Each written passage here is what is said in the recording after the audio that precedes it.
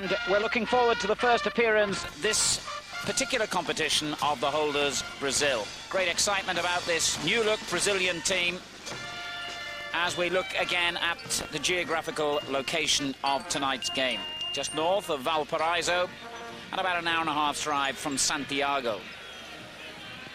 Bolivia, of course, who caused one of the major upsets in the early matches, their 1-1 draw in Valparaiso against Uruguay in their opening game. Here's the Brazilian team that will be in action tonight, and there will be a few unfamiliar names to you there, I'm sure. Not that many of the squad involved in the Italian World Cup a year ago. Some new names, most of them home-based under Falcão, the new man in charge since Italia 90. But always great excitement when any Brazilian team takes the field. The Bolivians have been forced into a couple of changes from the side which drew with Uruguay. Barrero taking the place of Aragón in goal. That's a disappointment for them. And Jiguchi coming in midfield. Otherwise, the same team that has already caused one upset in this competition. Can they, I wonder, cause another? Brazil have changed in the nature of their football over the years, and amazingly, they've only won this competition 4 times in 75 years, and that's always been on home soil. Hence the fact that it was in Rio a couple of years ago in the '89 competition that they clinched their 4th victory. But although, as I say, the Brazilians have disappointed a little bit in recent years in World Cups, not since 1970 have we seen them win the foremost trophy in world football. I always in particular get a buzz when you see those famous yellow shirts out on the field, and very rarely are you that disappointed by a Brazilian team. Bolivia in the green shirts and white shorts, attacking from left to right in the first half. And alongside me, the former Northern Ireland international, captain in the World Cup of 1982. In fact, I think you may have actually played the Brazilians at some stage then, did you, Martin O'Neill? Way back, Alan, 1973, when an All-Ireland select side, you know the political problems of Ireland and the Republic of Ireland, but an All-Ireland select side had played in Dublin against the travelling band of Brazilian players in that time, 1973. It was a year before the '74 World Cup. And I tell you, if they had played the World Cup in '73, Brazil would have won it easily. We played the game. They beat us 4-3. How we get 3 goals against them, I never know. But I tell you what, one of the goals that a fella called Paulo Cesar scored from a free kick against the great Pat Jennings was one of the goals of the century. It was like a boomerang. I tell you, in all honesty, if there was no net there, and it would have come back to him. It was such a goal. Free kicks are one of the trademarks, of course, of Brazilian players. If things aren't going right for them in open play, they are as dangerous as any teams in the world when they get a free kick. And we look forward to seeing what they can produce in this, their first appearance in the Copa América 1991. I may never get another chance to say it, but my big claim to fame is that I got hold of Clodoaldo's shirt at the end of that game, who was one of the great midfield players, the Brazilian of the great '70s side. Does he realise you've got it? He hasn't got a clue. He didn't know who I was. He thought I was stealing it. Well, here go Bolivia, just as adventurously as they did in that opening match against Uruguay. They seem to be the kind of side that isn't fearful of reputations. They showed that against Uruguay, and hopefully they'll continue to show it here tonight against Brazil. If they do, then we could be in for one of the games of the tournament. Mauro Silva in midfield for the Brazilians, and the clearance by Ferrufino only reaches another Brazilian, Mazinho. But they got it back again with Sánchez, Sánchez, and a good ball to the ever-dangerous Etcheverry, who had a very good game in that opening match. Looks strong, left-footed player, just 20, big and burly, and always willing to take players on. I don't know how significant it is, but during the last year, Brazil have won the South American Under-17 and Under-20 championships. So it looks as though their future's in good hands. Remains to see what the senior team of the moment will do. Certainly that was a good challenge by Ricardo Rocha. And Brazil go forward menacingly here with a lot of players And a useful looking ball for Careca. And problems straight away for Bolivia. That could be a penalty. And I'm sure that'll be the referee's verdict. Careca sent the ball spinning into the penalty area. The Bolivian defense were not concentrating. The goalkeeper Barrero came out, took the forward's legs, and the referee was quite right in awarding a penalty. He made a little bit of a meal of it, perhaps, but I don't think Martin O'Neill, there can be much question that that was a penalty. There was no doubt whatsoever, a definite penalty kick. The goalkeeper's come at it very clumsily. Instead of going very bravely down and diving at his feet, he's gone sideways at it and almost stamped on the Brazilian forward as he tries to get round it. But a definite penalty, and if they convert it, it's a great start for Brazil. Less than 2 minutes gone, in fact, when the referee's whistle sounded. Barrero, who's only come into the side tonight, he replaced Aragón, who had a very good game against Uruguay. Was injured, though, in that game.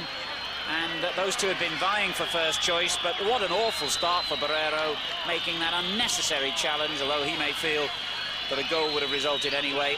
And it looks like Neto, the man who's really in form, scoring goals regularly, 4 in his last 3 internationals, to face Barrero from the penalty spot.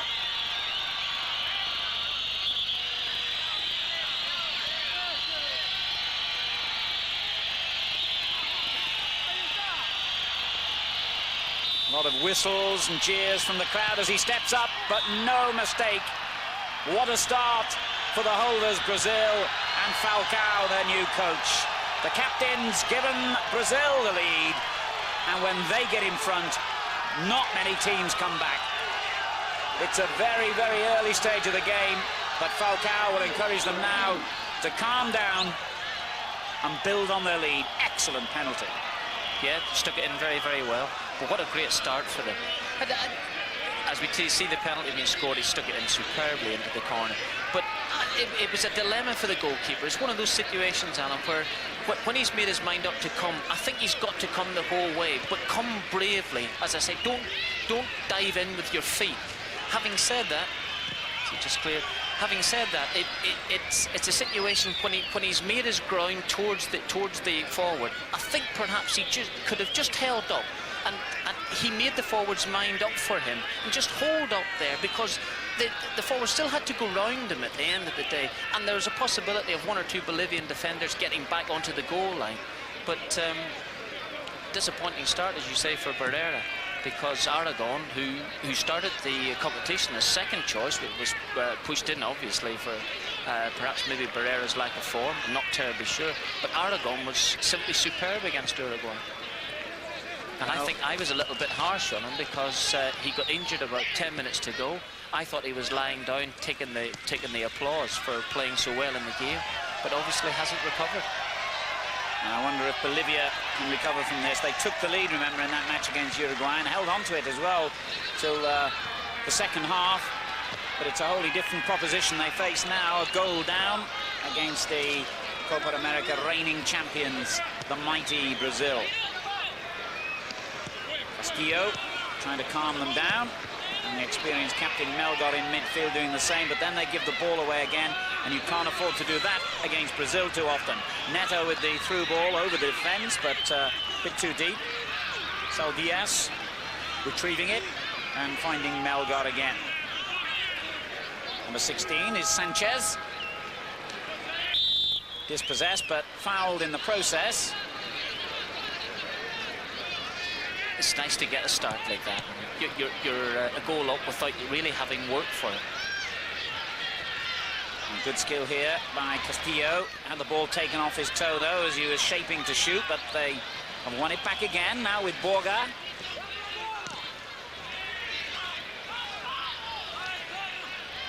Melgar helping it out to the left, and a cross-come shot that really ended up being neither.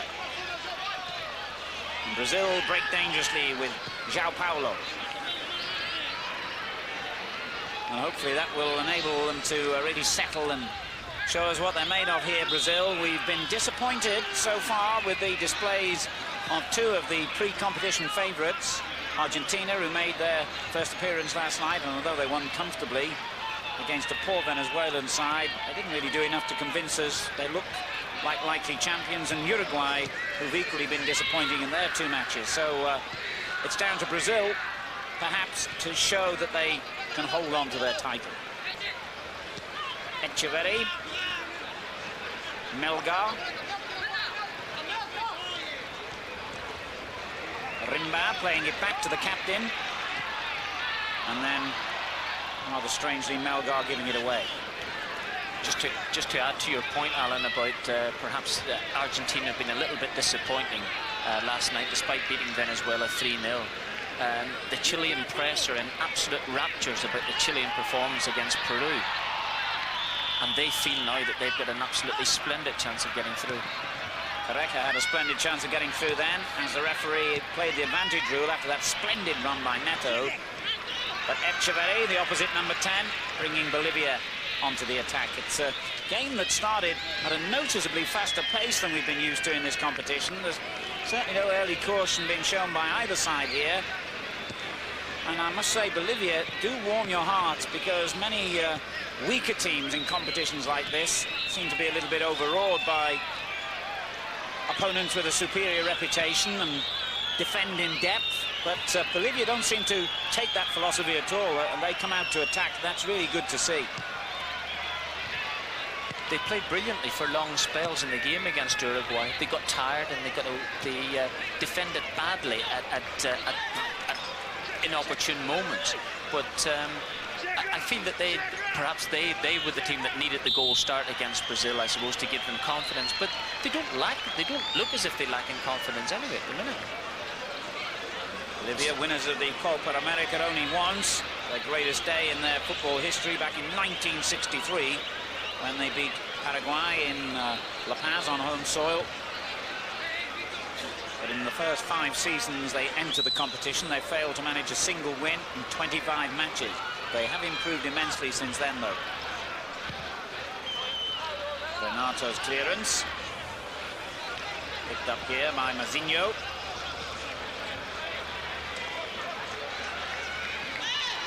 And plenty of bite in the early challenges here. Melgar forcing it through to Castillo. It's a game with more of a European flavour about it at the moment. A lot of crunching tackles and the ball being fizzed about at great pace, rather than the slow, languid build-up that perhaps European spectators would typify as the South American approach.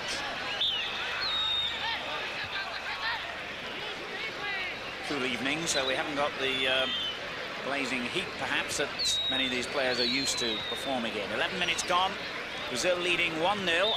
The goal coming very early on from the penalty spot, scored by Brazil's captain, Neto.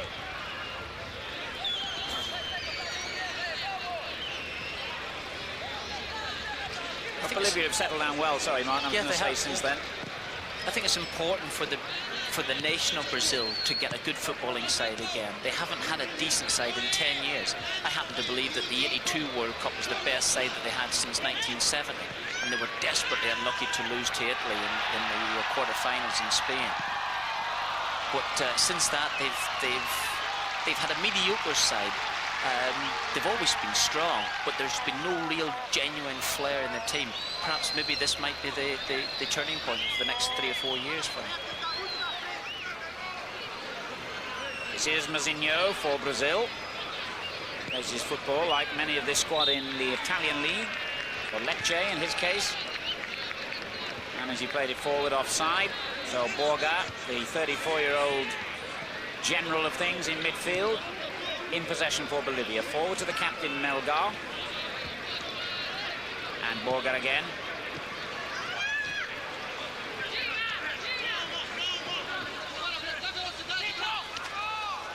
As you were saying, Brazil haven't had a really successful national team for a long time now, and by all accounts their domestic league is in a state of disarray. They need the encouragement of a good Copa América here. Castillo rolling in apparent agony after that challenge, which has produced a yellow card, the first of the game. Castillo already with a huge bandage around his thigh. And let's see if perhaps the injury and the tackle was quite as bad as he made it appear. Mazinho is the culprit.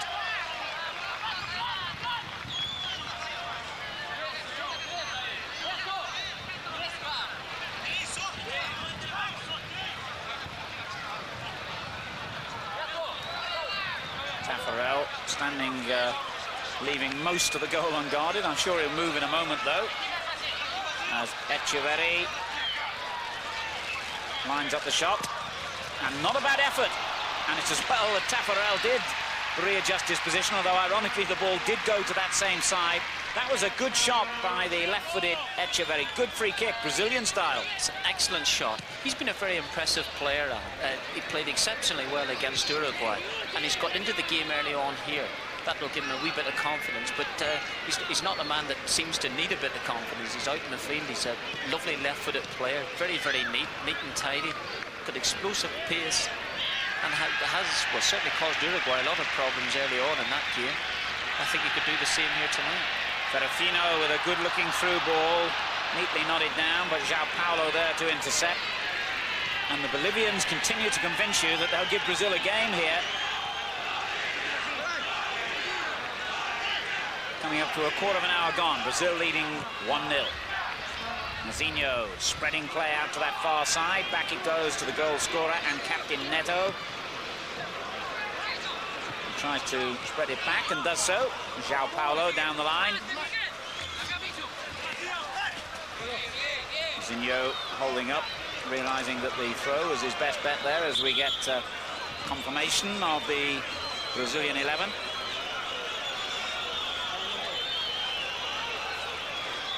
Careca concern, incidentally, is not the more famous of the three Carecas. In fact, they've all won international honours for Brazil.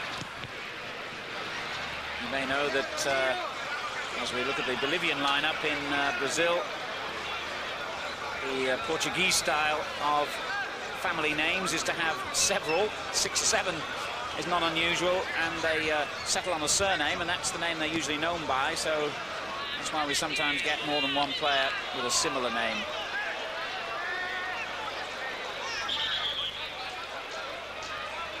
Branco is only one of those, as far as I know. One of the most, in fact, the most experienced player in the Brazilian squad with over 40 caps. He's got a murderous free kick as well. And a murderous little challenge then on João Paulo from Rimba. Another player who's got a reputation for free kicks, João Paulo, and another who plays in Italy for Bari in his case. Mazinho, and they do like to get width into their play as often as they can, the Brazilians.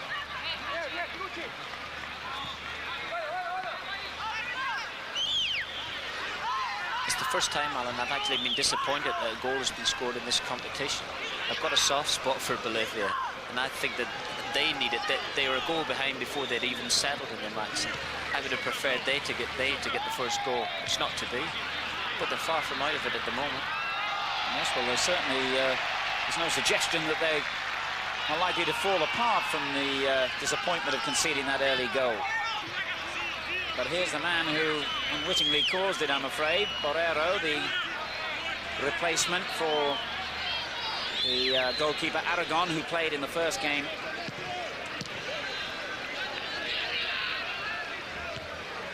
Etcheverry winning the header, but no support. Mazinho.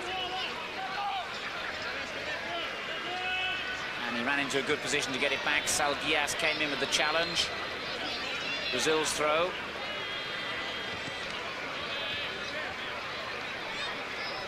And good control by Mauro Silva.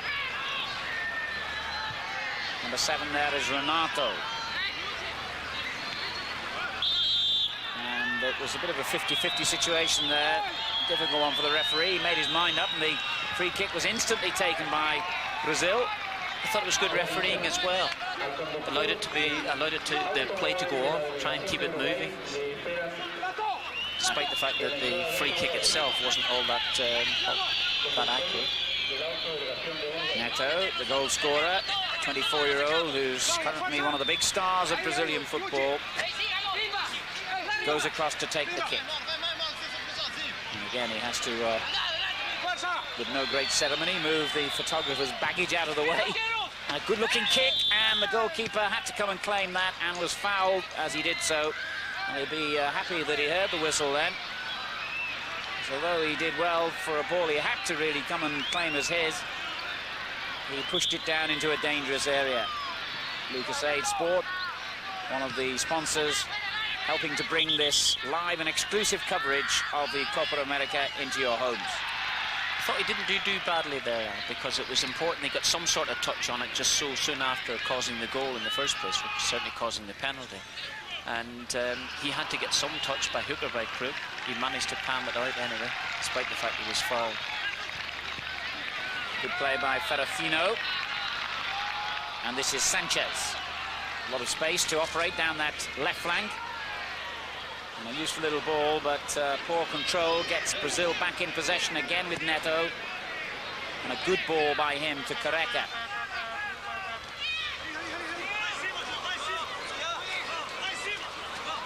João Paulo just showing the ball to the defender, and then went the side he wasn't expecting. He's looking appealingly towards the referee, but it's only going to be a throw-in, I think. Now the Bolivians are arguing, saying that if it was a throw at all, it should have been a throw for us. I think Brazil were expecting a free kick.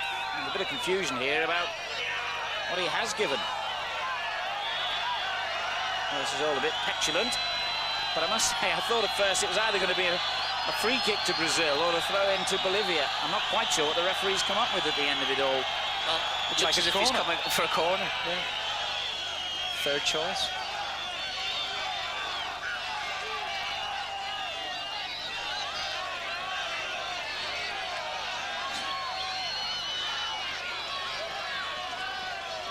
Corner it is, and Neto, of course, problems from the other side with his previous corner. Lovely to see a player who can take corners on both sides of the field, in swinging or out swinging. And a good-looking one, and that could have been really dangerous. Cafu keeping it in play, but a bit too strong the cross.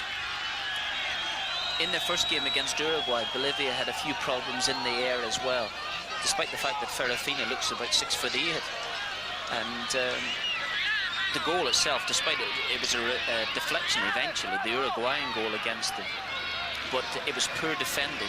They had enough bodies back in the penalty area, they just couldn't get it away. And Brazil are trying to test them out in this.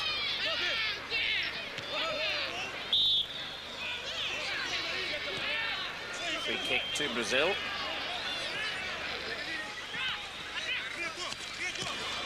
Branco pushing it forward, a good-looking ball for João Paulo, and the cross was knocked away first time.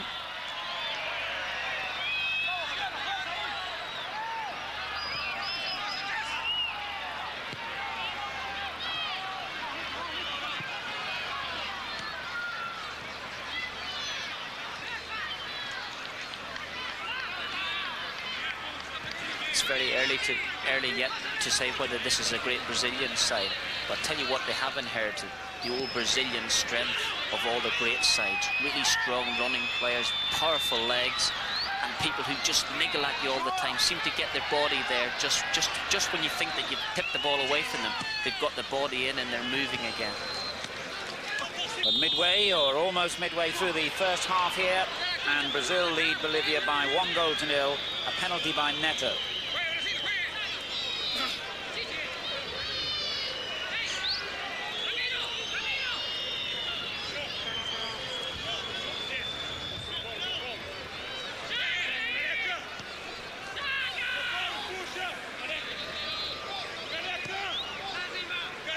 Branco.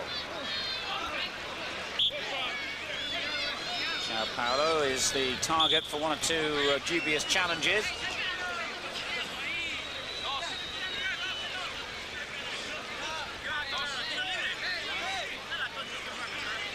Branco with the free kick then for Brazil.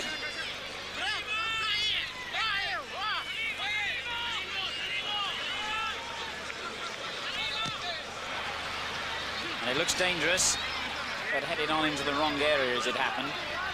Just notice, incidentally, we were told, our information was that Barrero had come in goal for Bolivia in place of Aragón, and that's naturally the information we went on. But I noticed the goalkeeper is wearing 22, which was Aragón's number in the first match, and not number 1, which is Barrero's number.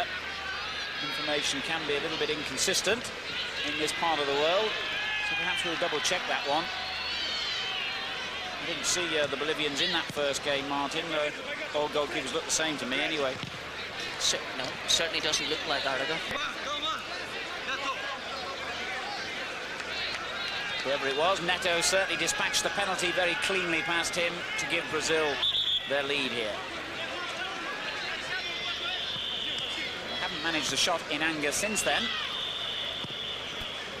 As Mauro Silva hits the ball again out to that right-hand side. Underlining the fact, as I was saying, that when they can, they get the ball wide at every occasion. Neto looks very strong in possession. And here's Branco. And gets it back. That's lovely 1-2 football from the Brazilians.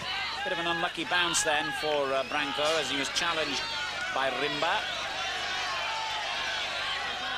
Rimba, who produced the cross for the excellent goal scored by Juan Suárez, by which Bolivia took the lead against Uruguay. João Paulo in strongly. The referee has whistled again. And a goal kick the outcome.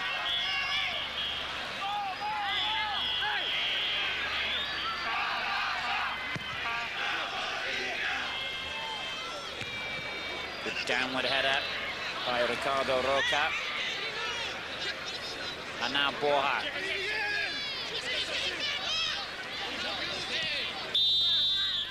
Referee seems a little bit too keen to whistle at times.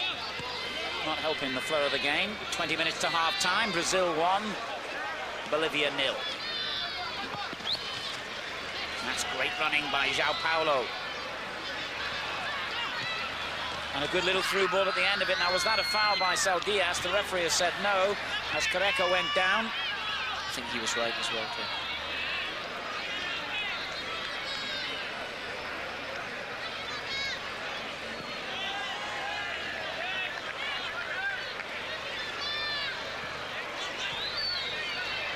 Good ball down the right again as Brazil threaten once more from the flanks. And the goalkeeper, who we do now believe is Aragón, so we were given wrong information when we were told it was Barrero. We're pretty certain it is the man who played in the first game. So until we hear to the contrary, we will assume that it is Aragón, and it was therefore his mistake that led to Brazil's penalty.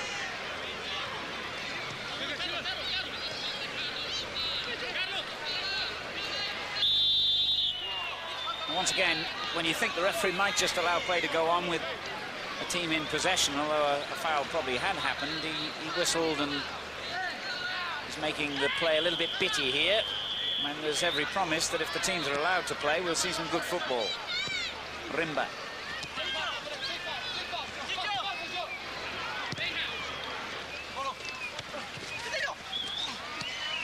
Well, won by Mauro Silva. A good little layoff too from Renato. Now Branco. Ran into trouble. Rimba stood his ground well. And that's a useful ball as well for Suárez. But he held on to possession too long. Renato helping it back to Taffarel, who's just had that one save to make from Etcheverry's free kick.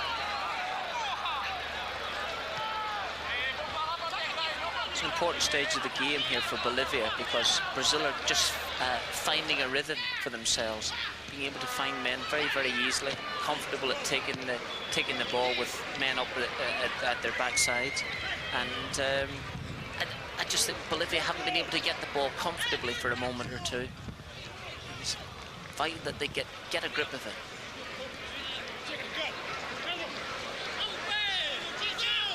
Now the referee does allow an advantage. Branco with a left-footed ball. Lovely ball. Careca has come away from his marker to find space on the right. Saldías is beaten, but not the second defender. Sánchez, who came to help out. Throw in to Brazil. Cafu will take it on the far side. One of the new players. Careca trying to get it back to him and doing very well, and wins the corner off Saldías.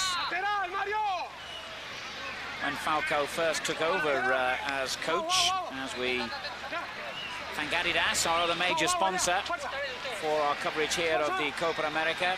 When Falcão first took over as Brazilian coach, he was apparently told not to pick any overseas-based players, but they've gone back on that ruling, as that wicked corner, I think, hit the roof of the net rather than being tipped there by the goalkeeper. Tell me this, Alan, can you see, does that goalkeeper have a moustache? No, I don't think so. Maybe it is our old friend Aragón there. I'll stand by what I said, he's still a good goalkeeper. So I'm now changing my mind. I'm going to blame the defenders for that penalty. Don't worry, you'll never know.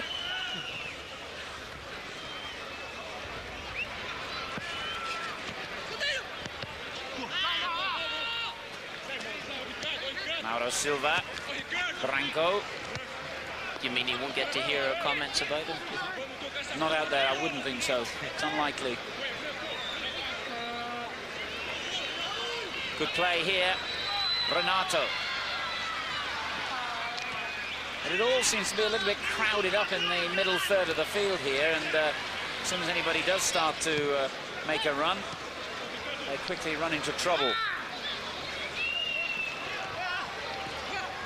Doesn't seem to be a lot of space out there. No, there doesn't. Brazil were getting a lot of joy early on from being able to knock the ball wide, and but at the minute it's just a bit of a melee in the middle of the field.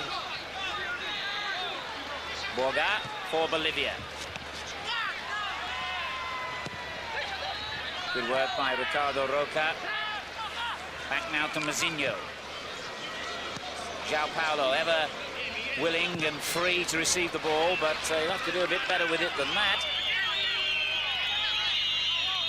Brazil, a reminder, holders of the Copa América trophy. They beat Uruguay 1-0 with a goal by Romario, one of the absent players, playing in Europe, of course, in the '89 final in Rio, and that ended a wait of 40 years to get their name back on the trophy, and brought Brazil their first major football prize since the 1970 World Cup final. Somewhat surprising, really. Gottardo gets it back to Taffarel. Another one playing his club football in Italy. What is Falcao's final position on the European-based players? Is he allowed to have them again? Yes, apparently they reached a compromise because the early results when he took over were not good at all. Yes. 1-1 and 9. Yeah, and I think he went something like 7 matches before recording his first win, and stated his case again that it simply is not doing anyone any good not picking them, and so he has been able to, and obviously he's got several of them in the squad here.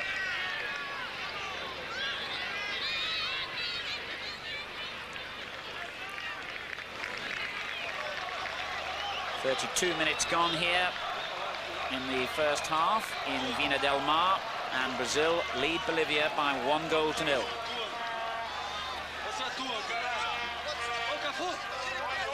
Surprisingly, the Bolivians look as though they're making an early substitution, unless there's been an injury we didn't spot.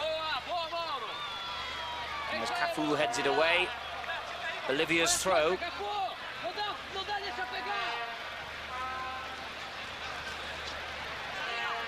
Renato big and strong, but couldn't win the ball in that challenge. It was Neto back to clear, but only as far as Saldías. It's a good layoff to Etcheverry, and he's done well to beat the first defender and the second. Splendid run here. Oh, what a wonderful goal that could have been. It looked as though it was on its way in, and the crowd rise to that marvellous piece of skill that would have graced any Brazilian shirt. He's got magnificent skill. He was just looking up here to see if he could find an outside right or inside right there to come to help him. When he realised there was nothing on his right-hand side, he decided to try the chip. But terrific piece of skill. Well, that would have been one of the goals of the tournament if that had gone in. That was brilliant play. That should give them a lift. What they were doing very well against Uruguay was that they were hunting in packs. There were 2 or 3 men going very quickly onto the Uruguayan players, certainly at their height of their good play. They've tended to sit back a little bit and allow Brazil to get into a pattern of the game. I think they should just try and close them down a little bit more, do the ugly side of the game a wee bit better, and they might get better results for it. They might be able to win 1 or 2 balls in important positions in the Brazilian half to give the likes of Etcheverry and Sánchez, a few of them, a chance to get going. They most certainly possess skill when in possession. I think they've definitely been the surprise team of the tournament so far, coming with a not great reputation. They have played some good football, and most importantly of all, as I was saying earlier, they haven't been overawed by supposedly superior opponents. Neto with a lovely ball down the line for Renato.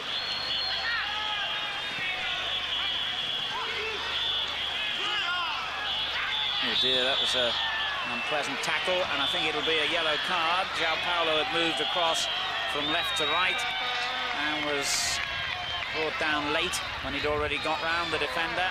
So the second booking of the game. What we've noticed so far in the competition is any sign of cynicism at all in tackling. It's an immediate yellow card.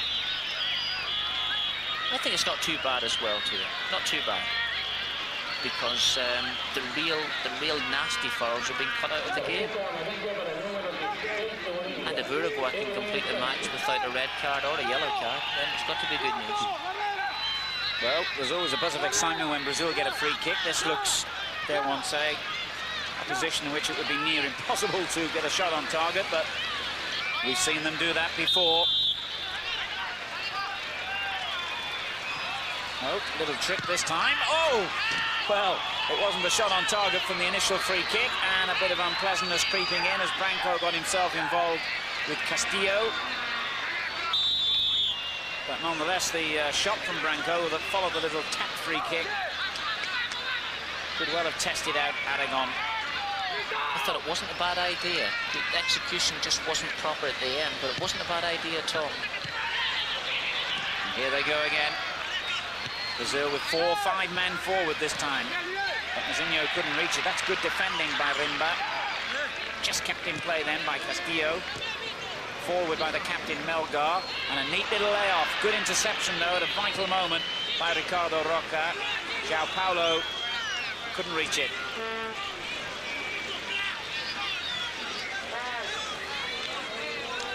Played 5 times against Brazil, Bolivia, and have managed a couple of wins, including a 5-4 victory in one of the famous games in the competition's history in 1963, the season Bolivia actually won the competition. On another occasion, they let in 10 goals against the Brazilians. So it's got a reputation of being a high-scoring game in years gone by anyway. Sánchez, the player booked a few minutes ago, getting it forward. Suárez, dispossessed and fouled. 1-0 the score to Brazil. 8 minutes to go to half-time. Well, a Bolivian goal before the break would certainly liven up the second half here. And they look eminently capable of scoring one. Etcheverry almost did.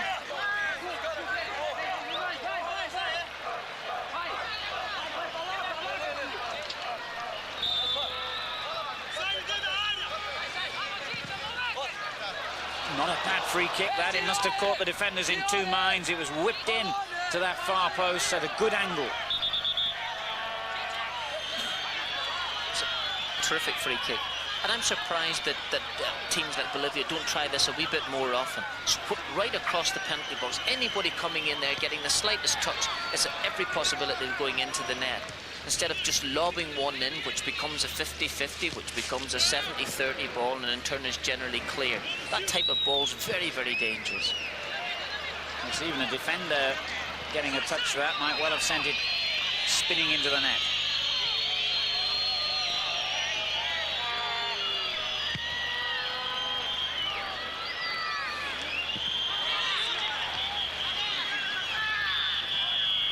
Seven minutes to go to half-time. Castillo in possession for Bolivia. They trail 1-0. And a wasted opportunity then. Despite the closeness of the free kick, in the last 10-15 years, well, we talk about the great Brazilian flair, the great attacking sides. I'll tell you what, one thing that they have done is they've tightened up defensively. Very, very tight. They don't concede too many goals. The record over the last few years, you'll look at it and see that I don't see them being beaten by 2s and 3s too often. No, that's right. They may not be as exciting to watch as some of the Brazilian teams of old, but they've added a new dimension to their play.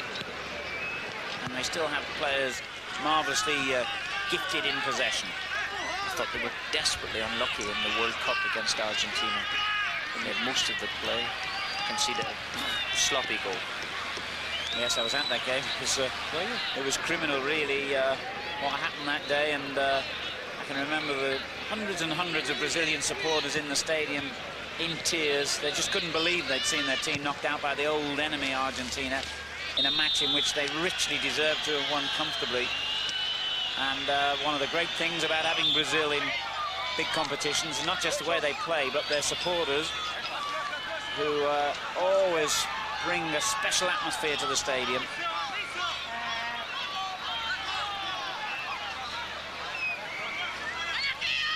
Free kick here to Bolivia. Etcheverry, who's looked their most dangerous player, swings it in, but this time far too close to Taffarel. And the best goalkeeper Brazil have had for a long, long time. As Martin was saying, they have had a reputation perhaps for defensive frailty in years gone by, the Brazilians. They've always got out of problems by having the ability to score goals from all over the field. And goalkeeper is one of the positions that gave them problems for many years since the great Hilmar used to play. But Taffarel looks the part. And to be signed by an Italian club as a goalkeeper underlines how good he is. Here's Careca. Poor ball by him. He was looking for João Paulo, who made the little run to the near post.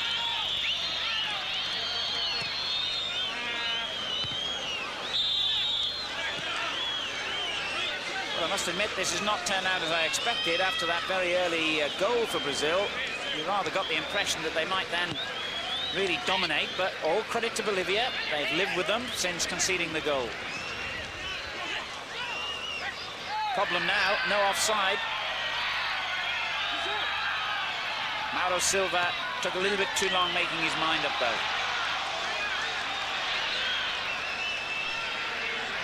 Castillo for Bolivia. Sometimes you think if they broke with just a bit more pace, they could cause a problem or two to Brazil. Saldías gets it back and was nudged over, I think, by Neto. And one of the features of this tournament so far is that the Chilean spectators have gone with the underdog. So they're really behind Bolivia here. 3 minutes to half-time. Bolivia a goal behind still.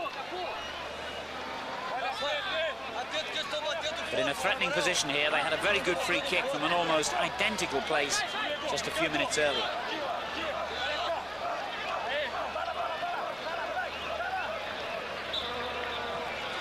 Same again by the looks of it. No, well, that was the intention, but he got it wrong this time.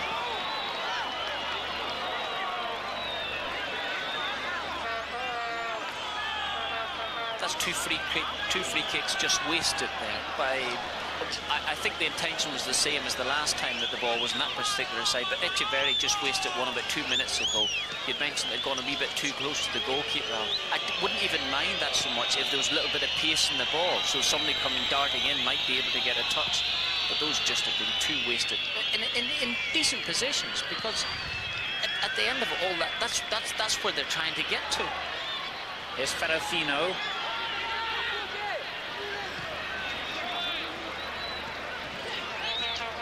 Etcheverry did well again, strong in possession. Here's the captain, Melgar. Chipped in and cleared by Gottardo. But they've got the Brazilians' pen back at the moment. And they've got a throw. About a minute and a half of the first half remaining. Castillo in possession for Bolivia. They trail by a goal to nil here in this Group B match, Brazil's opening game of the tournament. Brazil the holders. Jiguchi winning it back and finding Melgar, and that was a wasted ball again. Neto in possession. Branco. João Paulo. I think Brazil now happy to keep possession. They know that there's only about a minute to go in the first half. And that was a foul. Renato brought down.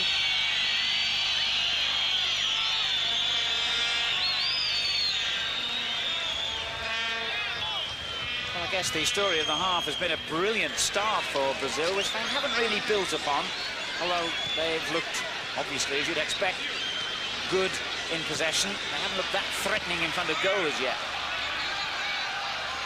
And Bolivia have more than held their own in this game. Here's Branco, though. Now Etcheverry.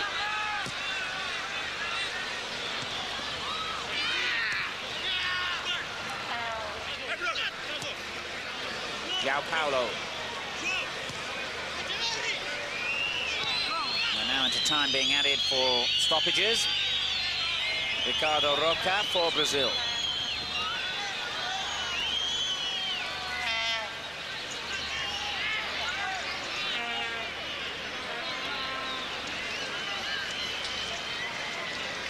Mauro Silva doing well.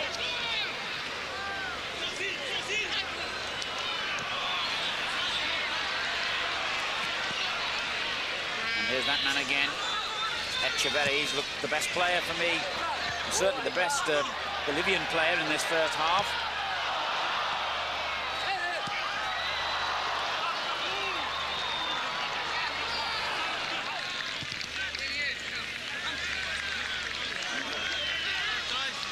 Players are being closed down so quickly in possession by both teams that the lack of space for players in possession has been the most noticeable feature of the half for me, as a free kick goes against Brazil here, and it's another good position for the Bolivians. And they won't want to waste this one, because we're now over a minute into time being added. And it's a marvellous opportunity. They've taken it quickly, perhaps too quickly, and it's hit the referee. And in any case, that is the half-time whistle. So the first 45 minutes here in Viña del Mar ends with Brazil leading Bolivia by just 1-0, an early goal at that, and the penalty by Neto after goalkeeper Aragón had given it away with a reckless early tackle. Brazil 1, Bolivia 0. More action to come in the second half, and the way Bolivia have been playing, Brazil have got a game on their hands yet. Welcome back to Viña del Mar. I apologise if you're having a few problems, as we are, with the quality of the pictures from the stadium here. And we hope it settles down in time for the start of the second half of this match, in which Bolivia are all ready for action. The Brazilians just taking the field with a 1-goal lead, remember. Penalty conceded in the 3rd minute, or thereabouts, by Bolivia, by goalkeeper Aragón, and then converted by Neto. Have quite an interesting effect, this game, obviously, as Brazil's first appearance in the competition on the state of play for Falcao's team in Group B, where Colombia are the current leaders, with 2 points. Uruguay, surprisingly, having played 2 matches, only have the same number of points, and Colombia lead on the goal difference of +1. Group A, meanwhile, has Chile with the maximum points and a good, healthy goal difference to their credit.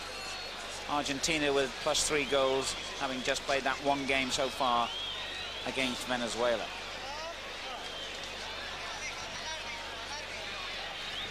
It looks as though having half-time substitution here. Suárez of Bolivia has gone off. There he is. And Valdivieso, I believe that is, number 21, has come on for Bolivia. I'm not sure whether the Brazilians might have made one as well there. Have another look at that in a moment, but Valdivieso on for Suárez, certainly for Bolivia. And they took Suárez, who was the goal scorer against Uruguay, off in that game as well in the second half. Valdivieso is just 19. Still having a few problems with the quality of the pictures from Chile, and we hope it doesn't spoil your enjoyment as the second half gets underway. Brazil with this incredible record in world football. They've been in all 14 final stages of the World Cup, the only nation in the world to have done so. 3 World Cup victories in 1958, 1962, and the last time in 1970. Their record in the Copa América, 97 games before tonight, 53 of them won, 16 drawn, and 28 lost. Perhaps not as good as you would expect for a nation who's done so well at the world stage. And they've never won the Copa América on foreign soil. All their wins have come in Brazil. Valdivieso for Suárez, the confirmation there on the caption of Bolivia's half-time substitution. And I'm pretty certain the Brazilians have made one as well. We'll try and check who's gone off for you in a moment as they attack again with João Paulo. Free kick given. And there it is, Rai, the substitute, who's come on for Brazil.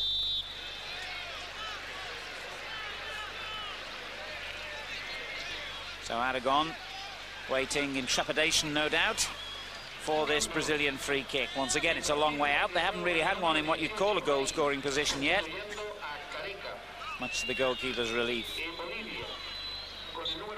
Careca, incidentally, the player who's gone off for Brazil. Careca 2, as he's known. Oh! It's another Brazilian special. Did I say that was a position from which you couldn't score a goal? I should have known better. The Brazilians can score goals from free kicks from any position, and that was an absolute vintage strike. Unbelievable.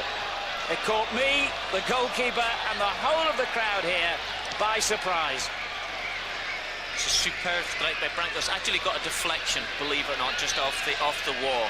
I'm surprised. They've been talking about how good the goalkeeper Aragón is, and it's been bent in there. He's done very badly, despite the fact that Branco has been taking free kicks from endless positions in the World Cup. Here he's lined up 35, 40 yards out. I think the goalkeeper should have stopped him. Yes, and when you saw it again from behind the goal, you certainly took a deflection. No, I don't think it did. It just moved in the air. It just moved in the air. Incredible. It looked like a deflection at first, but when you saw it again, it didn't.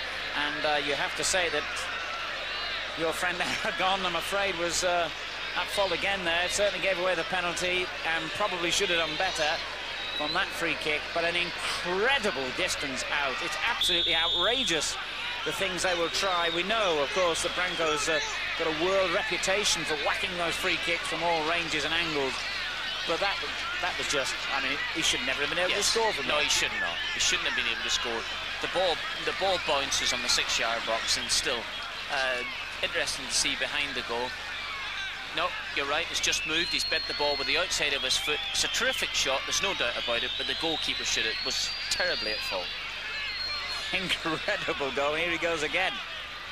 But do you remember during the World Cup in Italy last year, where Branco was trying free kicks from almost any angle? I was surprised he wasn't taking goal kicks at the same time.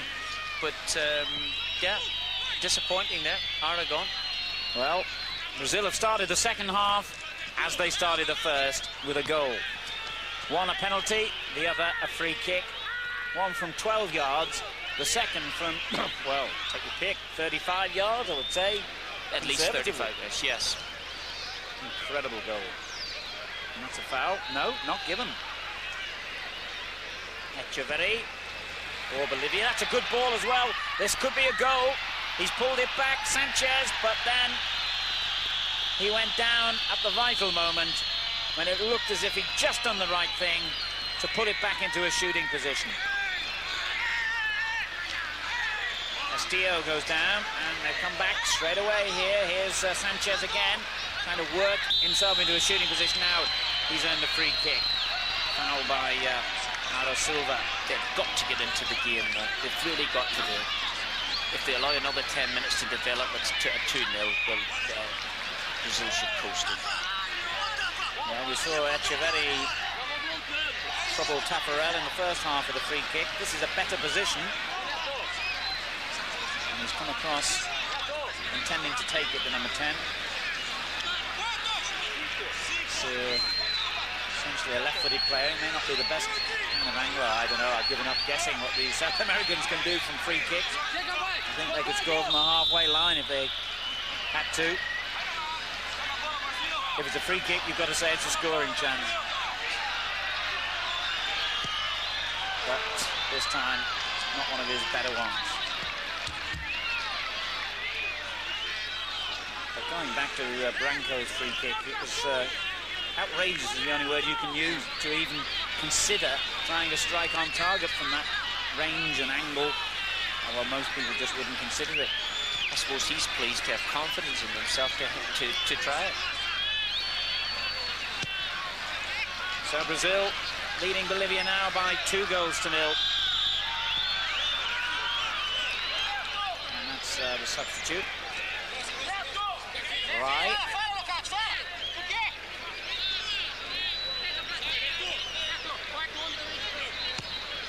Neto with the free kick, almost sneaked through. And now the captain Melgar for Bolivia. And as Martin O'Neill was saying, they really do need to get a goal in the next 10 minutes or so here, but if they don't, you can see Brazil going on to win this one comfortably. Castillo twists and turns, has the ball taken off him, but a free kick hasn't resulted. He thought he got it, but he hasn't. I still can't believe the goal. I can't. I played in front of 2 of the very, very best goalkeepers in the world, Pat Jennings at international level and Peter Shilton for a number of years at Nottingham Forest. And I've just given up now in goalkeeping. I really have. I say to my lads, I know nothing about it. No, absolutely nothing about it. If they hold on to the ball, they're brilliant. If they drop it, they're useless. And Aragón, after me giving him incredible comments, I was talking to you about him, how good I thought he was.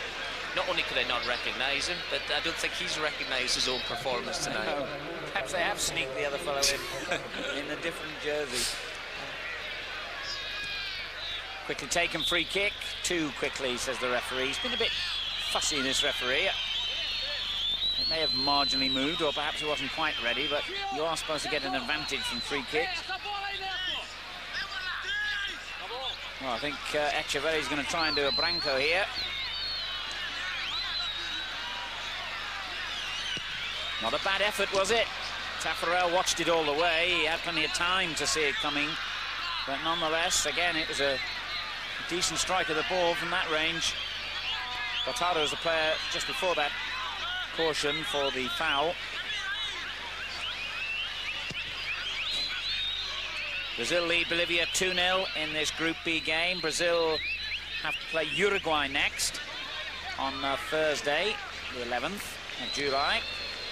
And then on Saturday, they meet Colombia.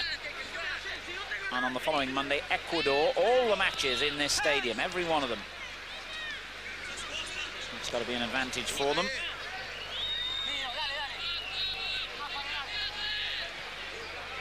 Good little turn there by Castillo. Got away from the defender well.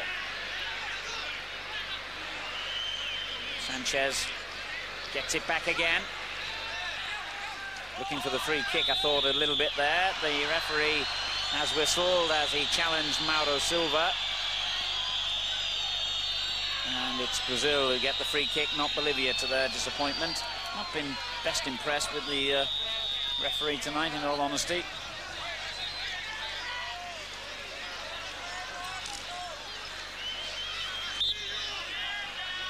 Very to be fair. I was just about to say that. I think he hasn't done too bad. All relative. It's a good ball forward. João Paulo controlling it nicely. Rimba takes it off him. And they continue to play their nice, neat football, Bolivia. Whatever happens to them here, you've got to say they've done well enough in their 2 matches so far to suggest that they've got the makings of a side for the future, perhaps. A reasonably young side as well. They went close to qualifying for the Italian World Cup after a couple of very good home wins against Uruguay and Peru, but they eventually lost out to Uruguay on goal difference. They've been to the World Cup finals just twice in their history, 1930 and 1950.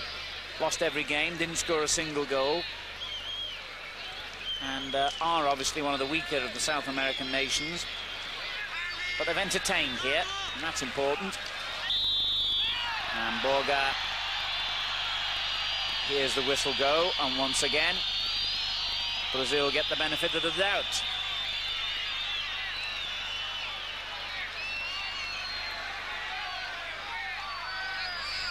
I've got to agree with you in that decision. I thought it was very, very harsh. Brazilians tried to come over the top to the Bolivian forward and has been given a free kick for his efforts. Danger now, Renato, but he played the ball to the wrong man. I'm sure he thought he had his own player up in support then. Saldías gets it back to goalkeeper Aragón, who's had an unhappy night.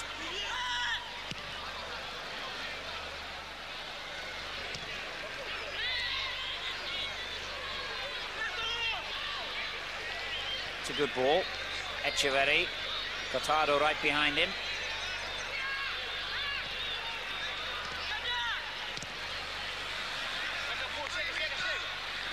Saldías. And their play just around the opposition penalty area hasn't been as impressive as their build-up, really. Bolivia, that is. Renato's layoff. And Rai, the substitute, running into trouble and then trying to wrestle his way out of it again.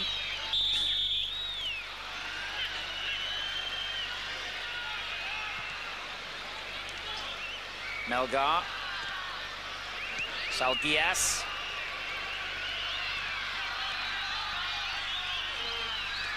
Castillo hugging the left touchline. 2 defenders immediately come across to cover, and he's won the throw.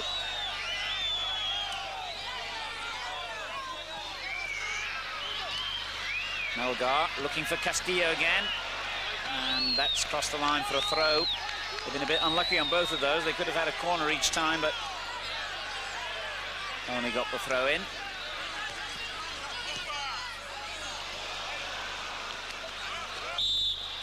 It's a foul, certainly. I don't really know why Sánchez was complaining about that. Coming up to 13 minutes gone in the second half then here in Viña del Mar in this Group B match. Brazil leading Bolivia by 2-0. Sánchez, Castillo. And Etcheverry had made a good run in the middle then, but they couldn't get the ball through to him.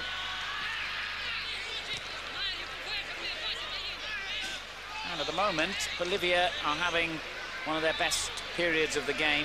Brazil have just gone into their shell a little bit. Rimba on the attack for the Bolivians.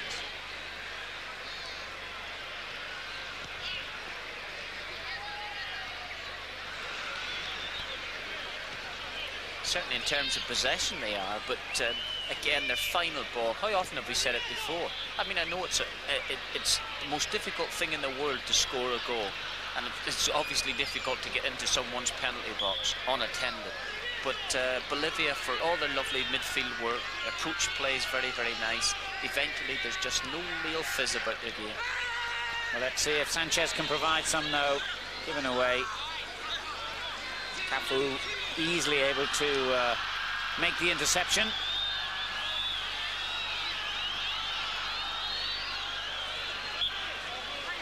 Free kick to Brazil. And another substitution for Bolivia.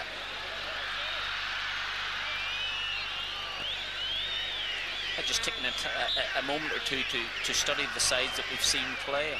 And if you consider that the two big nations, Argentina and Brazil, have very obvious chances because of their great depth, I suppose their ability, everything that they have going for them, tradition. You would say that Chile have performed as well as any of them. And the only thing I do think is that if you're strong defensively, as I think Brazil are, then you've always got a chance of winning games, albeit only 1-0 or whatever it may be, but you've always got a chance. Brazil leading 2-0 here. Cafu in possession. Useful cross, but well dealt with by the Bolivian defence. Argentina, on the other hand, have got a couple of forward players, Canizia and La Torre, who definitely on their day are capable of winning matches on their own. Perhaps maybe if they survive defensively, they have those players who are capable of doing it. So far, I haven't seen enough flair in the Brazilian forwards. Here goes Saldías for Bolivia. The little ball to his captain, Melgar. Incidentally, you will have seen they brought on another substitute, Bolivia, Peña, the number 19, coming on in place of Borja, number 7.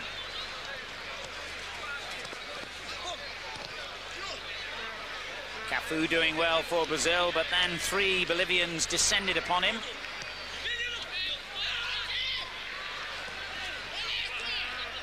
And play has gone back to the rather untidy midfield scramble that we had early on here.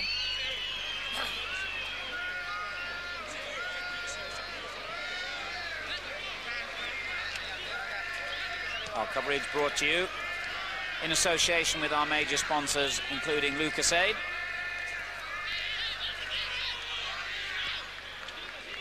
Castillo with the through ball. And Peña, the latest substitute, getting it back to him again. And a good run down the right by Rimba. Cross was a bit too flat, though. And there was a claim for handball then by Bolivia. Not a very realistic one.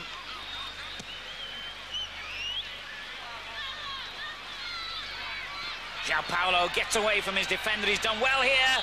And that was a cynical foul.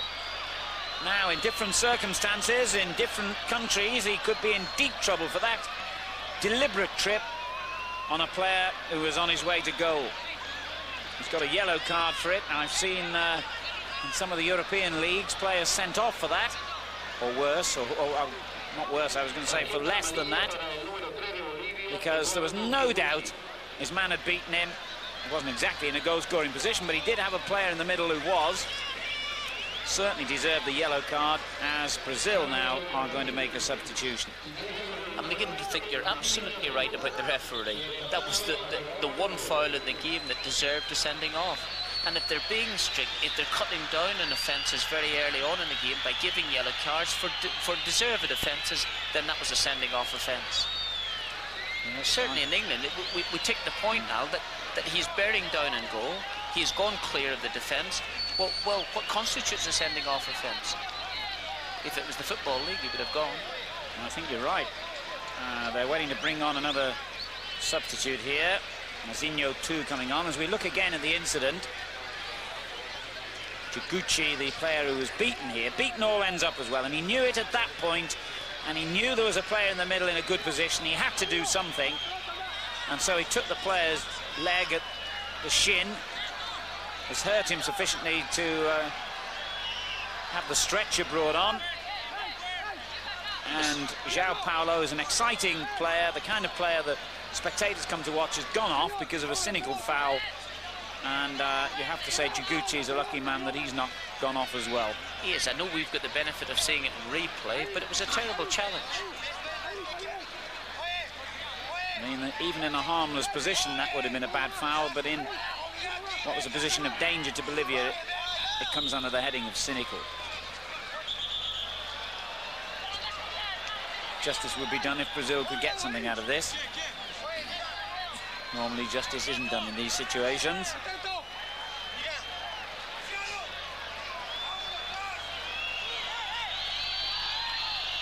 Neto will take the free kick and curls it in delightfully, and Aragón dealt with that uncomfortably as well. It just prevented the corner, just.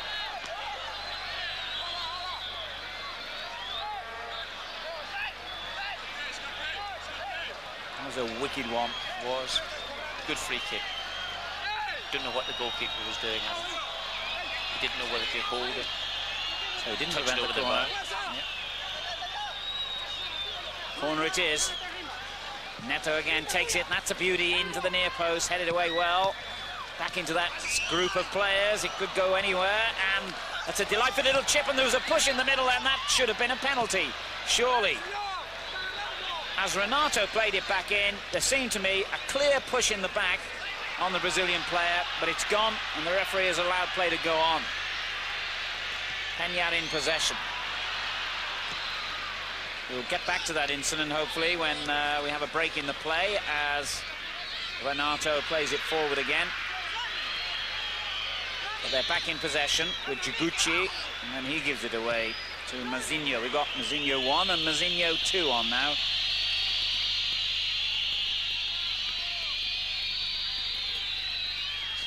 Jiguchi shown the yellow card. Many would feel it should have been red. That was for the earlier incident on João Paulo, who has gone off on a stretcher.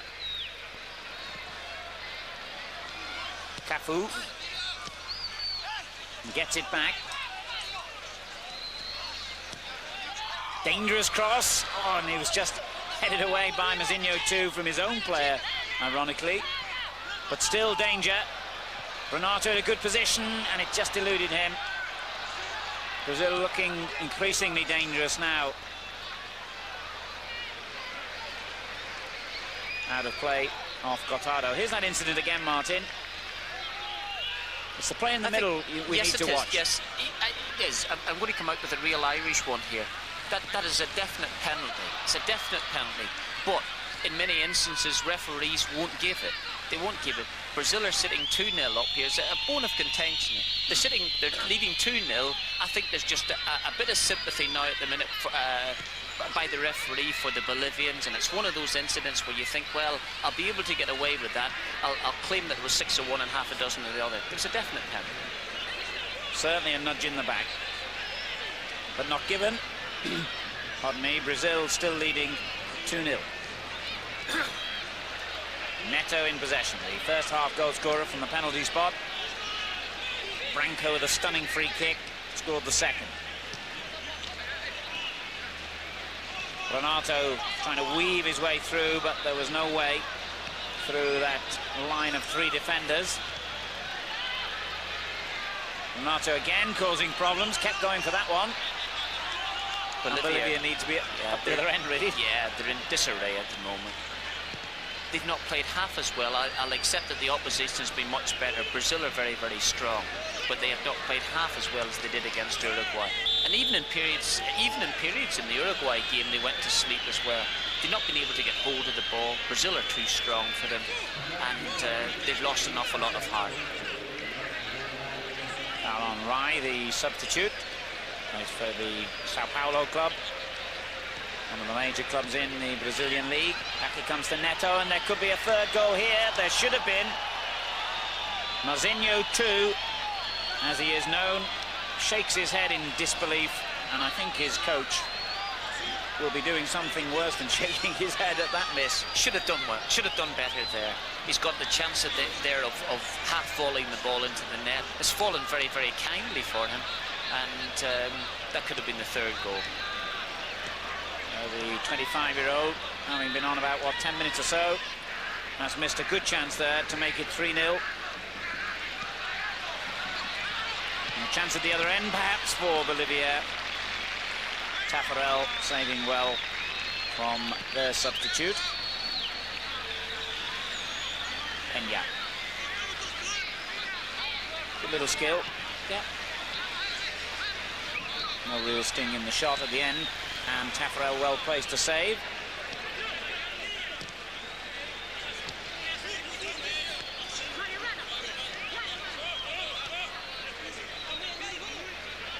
Well, Argentina's 3-0 victory over Venezuela, the biggest winning margin, although Chile have got 4 goals, of course.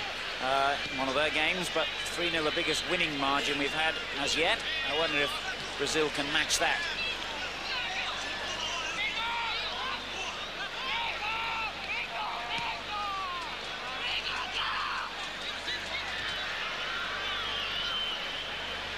Right.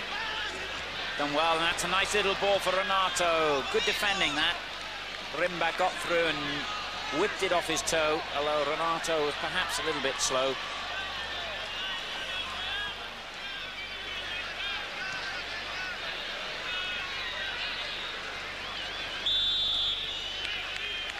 (2-0) the score, 20 minutes to go.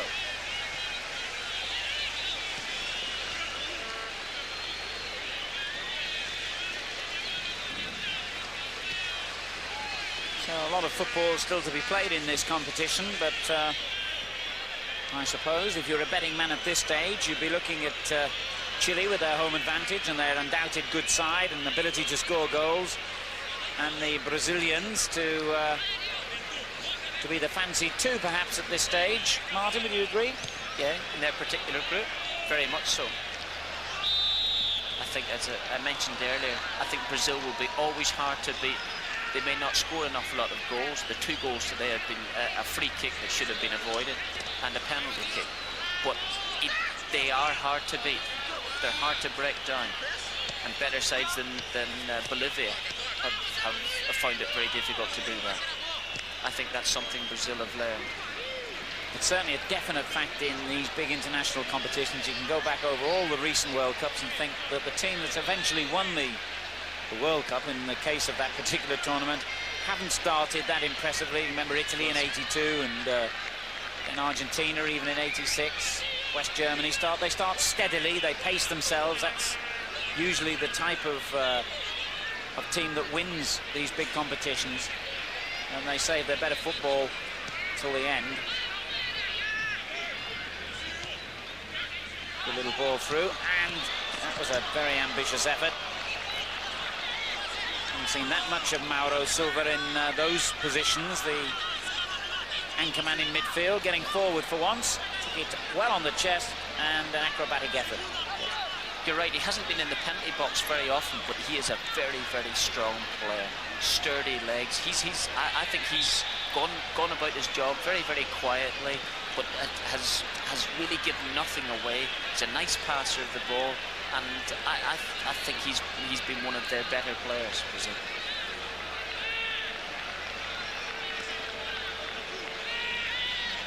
Saldías for Bolivia. They're 2-0 down here and needing the inspiration of a breakthrough goal. Can Saldías provide it? It went the wrong way, really. Ran straight into Cafu and straight into trouble. Renato. Brazil playing their way well out of that. He's big and strong, this lad. Ran through about 3 tackles there and delivered an excellent ball as well. Now, if they can get players in the box to support Mazinho here, maybe he won't need the support. Oh, dear.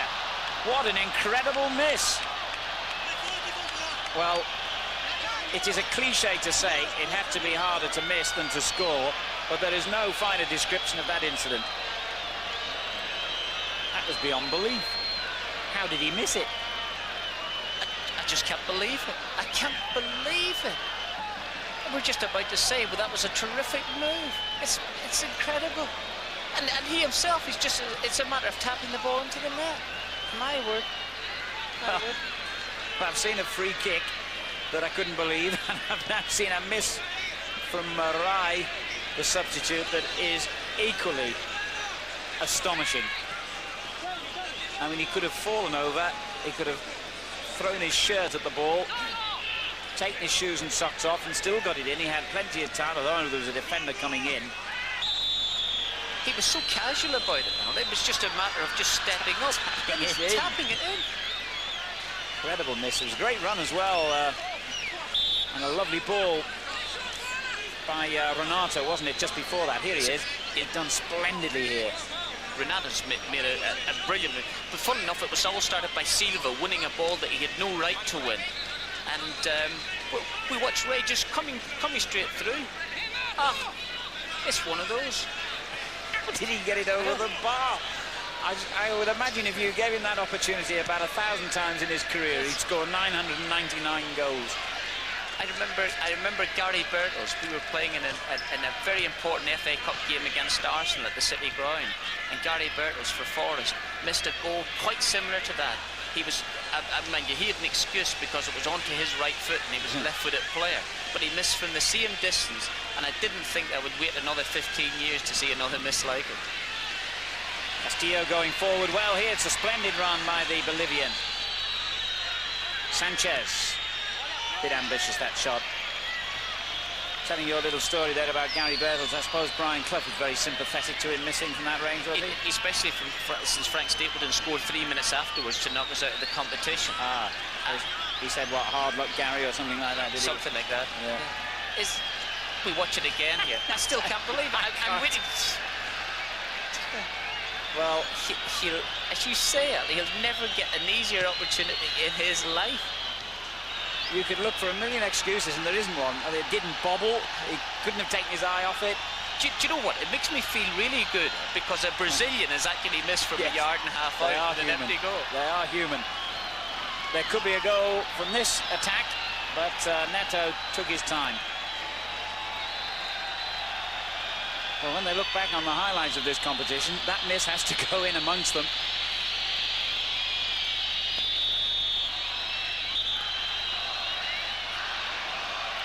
Still 2-0. Quarter of an hour to go. Adidas, one of the co-sponsors, helping us to bring you this coverage of the Copa América 1991. We're watching Brazil in Group B, favourites of course in that group, and the holders of the title beating Bolivia by 2-0.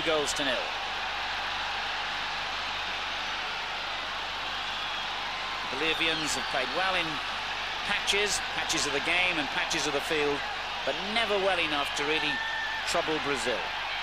And their goalkeeper there, who gave away a penalty and was at fault in conceding a free kick, has not had a happy night. Nor indeed has Mr. Rai, whose miss, I suspect, will be seen quite a few times over on the endless TV stations in Brazil. Here he is. I think he'd be quite happy to go off at the moment. That must be preying on his mind. You think Pele nearly scored once from the halfway line.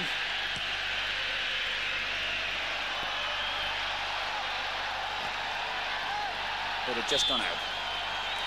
Despite the miss, Alan, despite it, really couldn't get that word out. But despite the miss, I think there's signs in the last 10 or 15 minutes that Brazil are just beginning to find their feet, beginning to find the passing movements, that little bit of flair that all great Brazilian sides possess. They're just beginning to find it. Obviously the confidence of a 2-goal lead. They can disregard that miss by Ray, but it makes no difference. But just signs that things are coming together for them. Here's Melgar for Bolivia. Peña couldn't control it. Back it comes, though, to Castillo. Castillo again. But they're running a bit short of ideas now, Bolivia.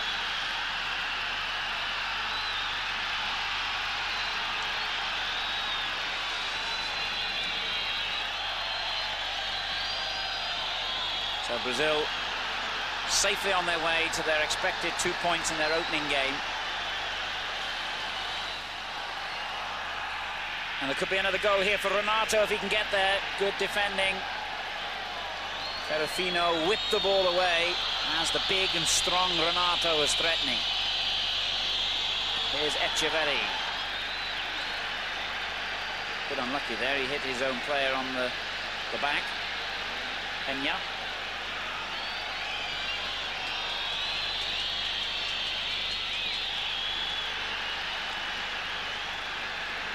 I'd like to see another Brazilian goal now.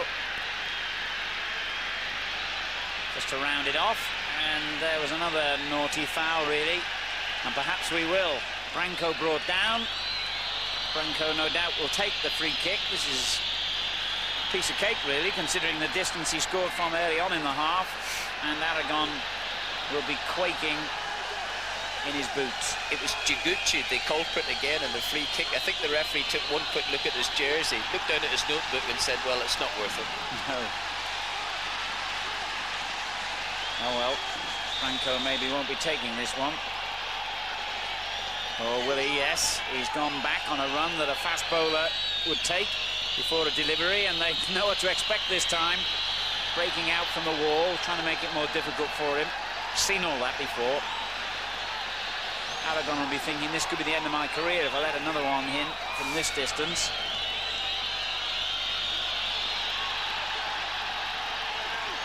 The referee's trying to get the wall to move back, and was doing it as indecisively as he's done quite a few things in this game. And look at that now. Really, the referee should have taken the book out there and made him take the free kick again, because somebody broke long before he took the shot. 2-0 the score, 10 minutes to go.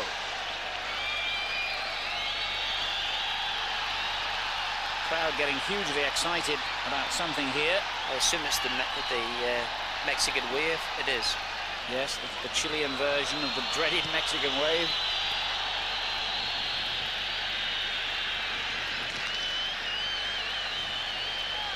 As Brazil go forward, Rai. Miss of the century from him. But he finds Neto this time, and that's just offside. Mazinho 2.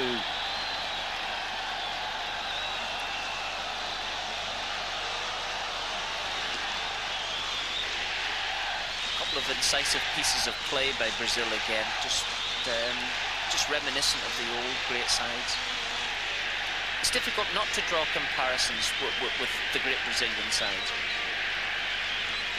Yes, I know that Falcão, the coach who was, of course, in one of those great Brazilian sides, in the 82 World Cup team, yeah, one of the things he said when he took over the job, and apparently he ran a very successful fashion business and used to earn a bit of money from working for Brazilian TV, and had quite a comfortable life, and people said, well, you must be crazy to take this job on.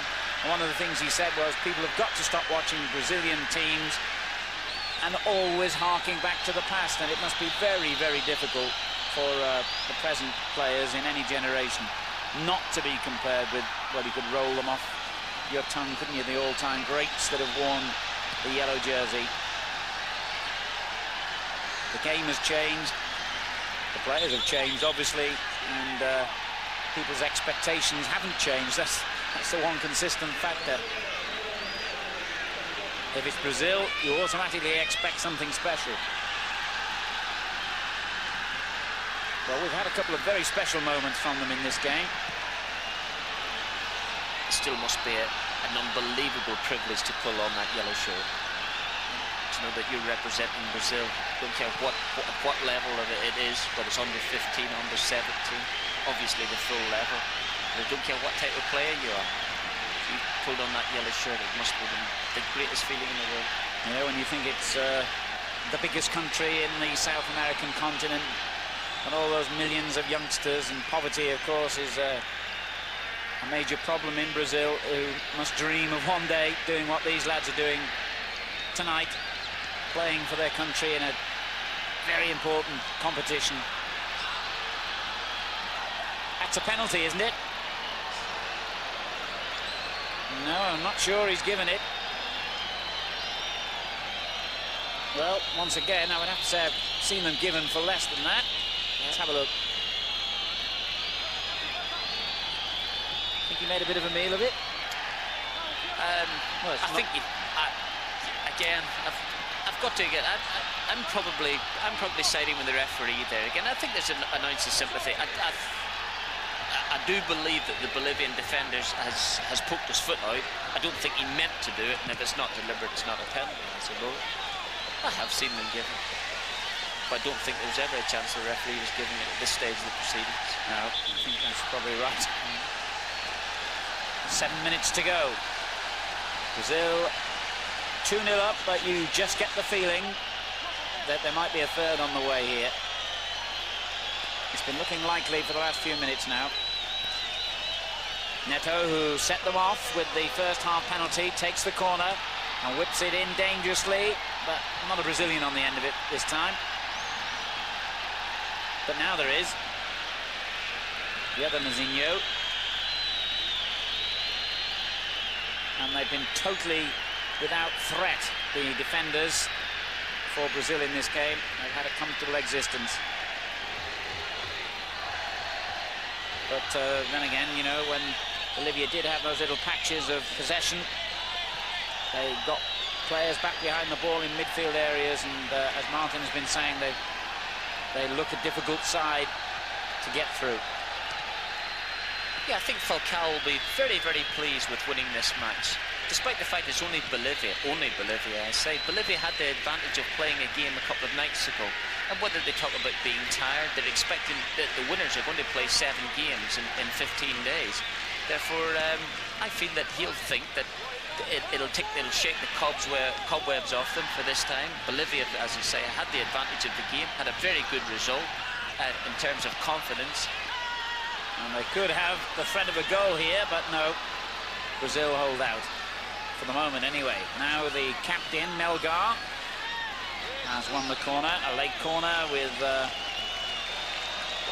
less than 5 minutes to go, plus a little bit of time to be added for stoppages. Quite a lengthy stoppage, of course, when João Paulo will stretch it off.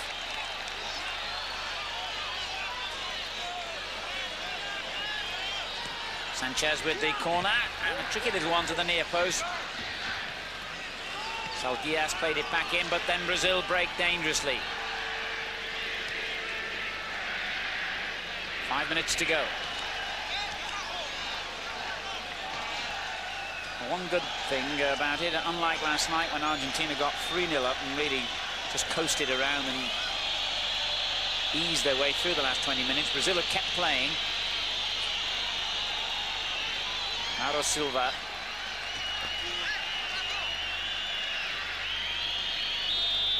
Cafu tried to win it back. Whistle's gone. Bolivia's ball.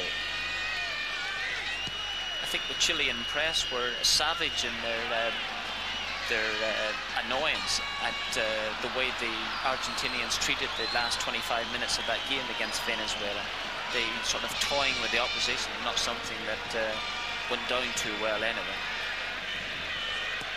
But Argentina will feel that they were saving legs as much as anything else. Argentina's still probably the team everyone loves to hate after the 1990 World Cup. It's a new Argentina, this. It's a new Brazil we're watching tonight as well. And of the two, you have to say Brazil have certainly been the more impressive. And the standard of the opposition, Bolivia, as against Venezuela, has been better too. Good football from Brazil again. And that's a good little cross, and it comes to Renato, and it was well blocked by Saldías. Just kept in by Sánchez.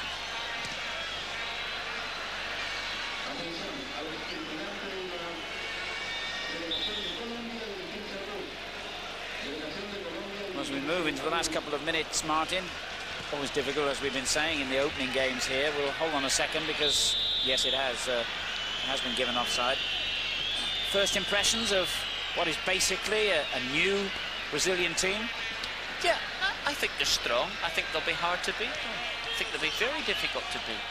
I probably didn't get completely the comparison or the contrast with Argentina. Argentina have got a couple of world-class forwards playing up there. There's always a possibility of them being able to turn the game on their own. I'm not so sure that Brazil possess that type of quality at the minute, well, certainly on first showing, but they are very, very strong defensively, and it only needs just the occasional flash here and there to win matches. And if they get it right defensively, and they got it right defensively. And they did. If they get it right defensively, they feel they can go a long way in the competition. Certainly got a lucky deflection there. Ricardo Rocha. When Saldías, the opposite number 4, whipped that little dangerous ball in. And if they get luck like that, they'll win the competition. Yes, luck it was, because that could have deflected into his own net or gone anywhere. Minute to go. Corner to Bolivia. They're 2-0 behind. And Brazil have survived that one as well. Neto, the captain. Oh, he did well then. Mazinho played it in rather behind Gottardo, but they've kept possession. Renato, that's a good ball as well, and huge spaces now in the Bolivian defence. A wild shot at the end of it, which was disappointing really from Neto, because Brazil looked set fair to get something out of that.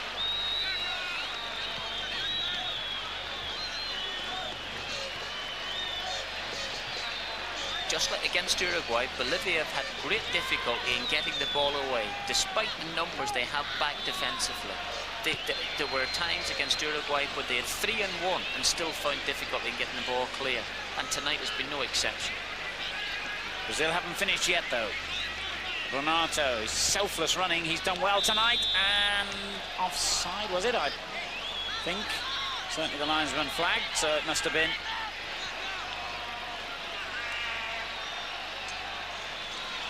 And we're now into stoppage time here in Viña del Mar.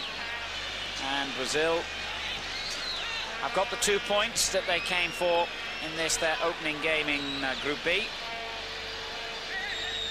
And Bolivia, after the promise of their opening draw against Uruguay, have been beaten. You're confident enough to say that? Yes. Melgar brought down, they've got a free kick. Taken by Saldías. Etcheverry lets it run on to Rimba. Etcheverry wanted it back again and gets it. And finds Rimba. No, he's going to have a go himself. That could be a penalty, and it is. You got me worried now, Martin. Well, you said that the referee maybe wasn't giving the earlier penalty because it was too late in the game. He's given that one to Bolivia. No, he wasn't. There is a certain amount of sympathy. It's easy for me to say this because he's not going to have a go at me, but there's a certain amount of sympathy in the referee's part for Bolivia. And that incident we talked about, the previous penalty incident, the one that we felt was a penalty for Brazil, I think he would have given it had it been at the other end. Gottardo with a rather clumsy challenge, certainly. And Bolivia have a very, very late opportunity here to make some impact on the scoreline. Sánchez will take it and will score into the corner. Good enough goal. Too late, I fancy. In fact, I think the referee, has he blown the final whistle? He has. It's all over. I think that's his decision. The players are confused as the crowd. As Sánchez whips it into the corner of the net. That must have been the last kick of the game.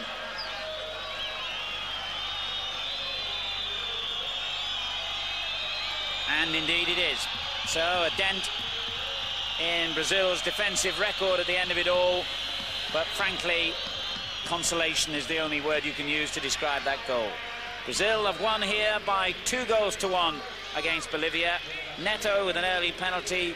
Falcão delighted to see Branco striking a marvellous free kick early in the second half. And then that very late penalty for Sánchez putting one back for Bolivia. Final score, Brazil 2, Bolivia 1. The holders off to a winning start. Welcome back to the Sausalito Stadium here in Viña del Mar. The result of our second game tonight from Group B. Well, Brazil beating Bolivia by 2-1. They haven't been incandescent, that's for sure, but they've got some of the rust out of their system.